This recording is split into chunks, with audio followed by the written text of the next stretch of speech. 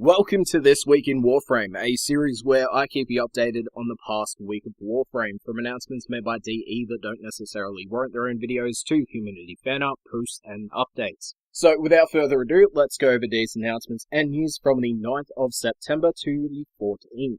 Starting this week's episode off, we have Devstream 116.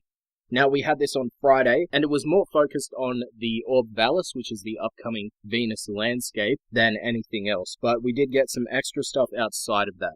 Those being new operator hair being shown off. These look different to that of what we've seen before, in both concept art as well as model, so if you're looking forward to them, hopefully we get them soon. We then saw an Equinox Deluxe concept art piece. It's in a very early stage of the process, but it's still concept art and news nonetheless. Next was the announcement of a PS4 Fortuna theme for the PlayStation 4, of course, and apparently it's still not in the final stage. There will be different PlayStation icons on there as well, so look forward to that if you're on PlayStation.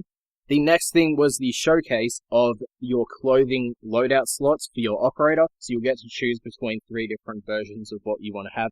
They did announce that a while back, but we now actually have a showcase of them switching the slots.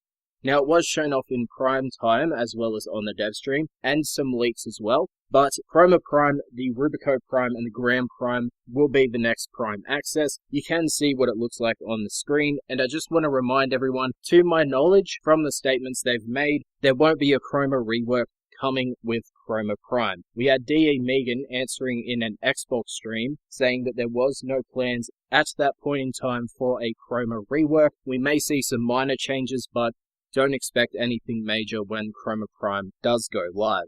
Okay, so now we're into the Orb Valus as well as Fortuna. So first off, they showed us the K-Drive gang that they've talked a bit about, and they'll have their own little separate section of the Fortuna hub, and you can interact with the main kid, and they will be their own faction, kind of like the Quills with the Plains of Eidolon and Cetus. So here you'll be able to get different modules as well as customizations for your K-Drive. One of which was putting deck art on the bottom of your K-Drive, and then the next thing was K-Drive races. They're more like time trials, but they will be a thing on the Orb Valus, and apparently there'll be 20 at launch, and doing these will get you standing towards the K-Drive vendor on top of just doing tricks and whatnot around the Orb Valus.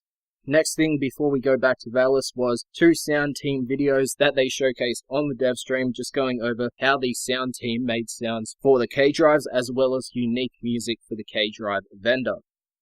Anyway, back to Valus. So they showed off Gear Wheel 2.0 in the Devstream. We've seen it beforehand, so that's kind of a minor thing here on this series. They also gave us a fucking 40-minute preview of hunting down a single animal. It's obviously a work in progress, there will be changes before the actual release, but yeah, there's a whole 40-minute segment of the Devstream, the final 40 minutes of it, where they're just traversing around the Orb Valus looking for this one animal to conserve. So if you want to see the different areas of the Orb Valus, head over to the Devstream and watch that whole segment. The next thing was the Corpus Gas City Remaster. They gave us a whole preview of that, and it's what you're seeing on screen. It's a major overhaul of the current Gas City tile set, and it looks so fucking good.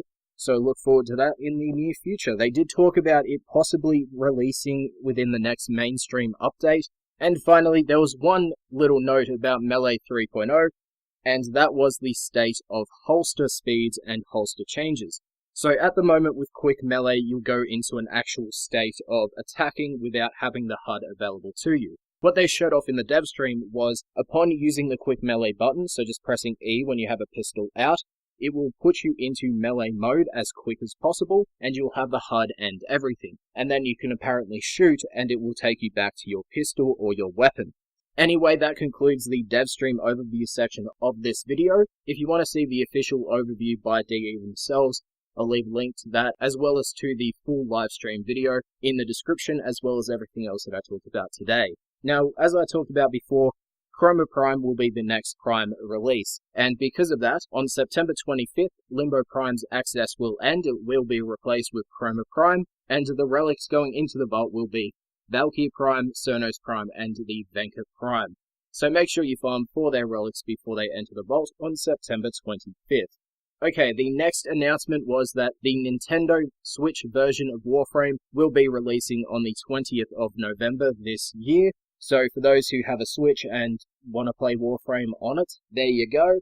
Next was Update 23.8 launching on PC. So players can now get the Nezha Deluxe skin as well as its collection in the market for a bit of platinum. I made an individual video covering this whole update. If you do want to watch it, it goes into everything. I won't list it in this video because there's just a lot of information there. So if you want to know everything that happens in this update and the specifics to the changes to Nezha as well as Revenant, I'll leave a link to everything in the description down below. There was also Hotfix 23.8.1, which brought some minor changes that aren't worth noting, as well as fixes. They're up on your screen, you can read them here, or as I said beforehand, go check them out with the links below. Now for PlayStation and Xbox players, you guys now have update 23.5. For PlayStation players, you will need to read down the whole version of the game. Make sure to read the post to find out all the information regarding these updates, because you do get a shit ton of content. Finally, apparently Tenno Color Palette 2 will be coming in the future of the game as well. So if you want some different colors from a color palette or different tints of a certain color, then look forward to that. Anyway, that concludes this week in Warframe. If you found the video informative, make sure to leave a like. If you think I can improve upon the series in any way, shape or form, make sure to leave it in a comment down below. If you missed out on last week's episode, you can check it out by clicking the annotation on the screen. Thank you for watching, and I'll see you guys next time.